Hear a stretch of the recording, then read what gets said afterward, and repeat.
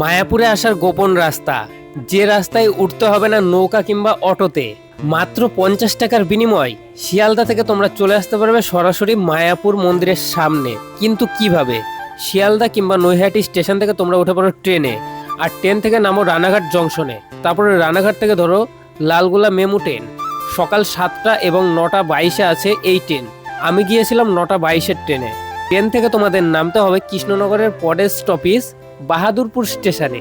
Station থেকে বেরিয়ে বাইরেই তোমরা দেখতে পাবে মাত্র 300 মিটারের মধ্যে জাতীয় সড়ক, এবং সেই জাতীয় সড়কেই তোমরা কিছুক্ষণ অপেক্ষা করলে পেয়ে যাবে তোমরা কৃষ্ণনগর ভায়া ধুবুলিয়া হয়ে মায়াপুর যাওয়ার বাস।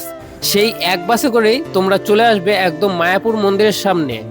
বাসের ভাড়া নেবে মাত্র 25 টাকা। এই ভিডিওটি সম্পর্কে তোমরা যদি ডিটেলসে জানতে চাও তাহলে কিন্তু আরপি লাইভ টুলস ইউটিউব চ্যানেলটি দেখতে পারো।